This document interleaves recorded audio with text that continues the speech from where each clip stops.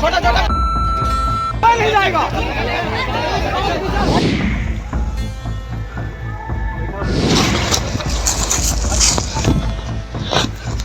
Video में जिस शख्स को अभी आप तेजी से भागते हुए दिख रहे हैं, ये बिहार सरकार के मंत्री हैं और नीतीश सरकार के मंत्री श्रवण कुमार इस बार अपने ही गृह जिला नालंदा में लोगों के गुस्से का शिकार हुए हैं और उनको वहां से भागना पड़ा है। स्थिति ऐसी हो गई है कि वहां पर उनके खिलाफ जोरदार तरीके से नारेबाजी भी की गई है।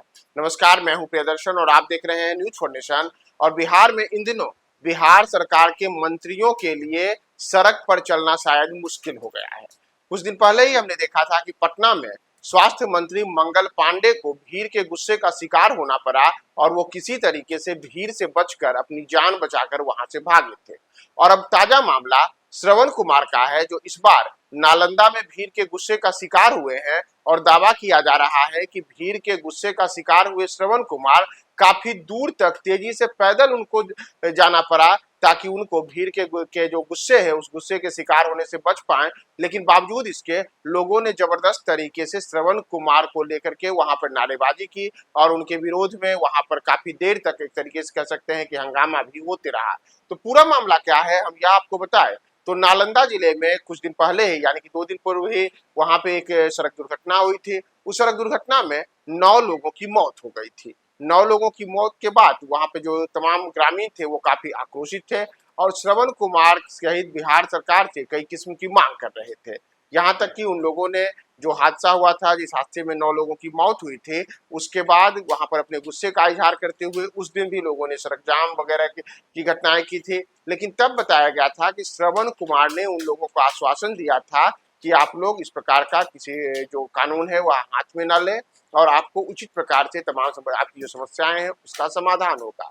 लेकिन इस घटना के बीत जाने के बाद अब तक ग्रामीणों का कहना है कि उनको जो वो आश्वासन मिला था सरकार की ओर से वह आश्वासन पूरा नहीं हुआ और आज जब श्रवण कुमार वहां पहुंचे तो इसी कारण उनको गुस्से का शिकार होना पड़ा।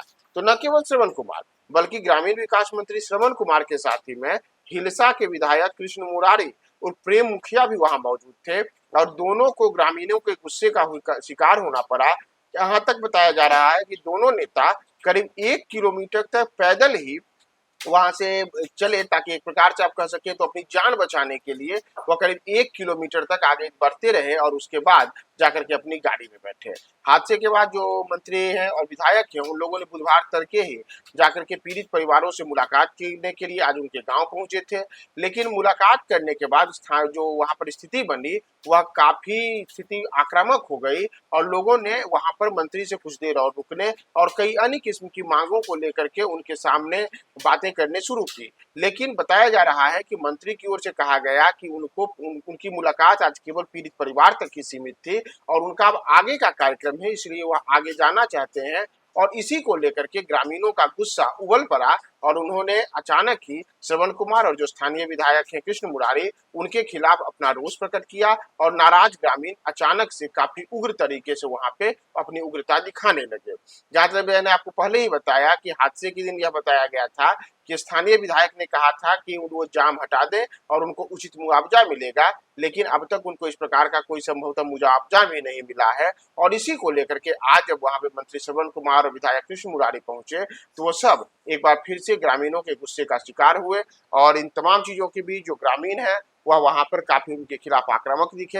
हालांकि घटना के बाद यह भी बताया जा रहा है कि वहां पे पुलिसकर्मी भी पहुंचे हैं और स्थिति को नियंत्रित करने के लिए दलबल के साथ पुलिसकर्मी गांव में भी डेरा डाले हुए हैं। इन तमाम चीजों के बीच श्रवण कुमार वहां से सुरक्षित निकल गए और वह फिर अपनी गाड़ी से अपने आगे की यात्रा की ओर चल दिए। तो जैसा मैंने आपको शुरू में बताया कि बिहार में मंत्रियों का इन दिनों सड़क पर चढ़ना एक तरीके से दुश्वार हो गया है। तो पहले मंगल पांडे और अब श्रवण कुमार, इन दोनों के साथ लगातार 2-3 दिनों के भीतर ही इस प्रकार की घटनाएं हुई हैं।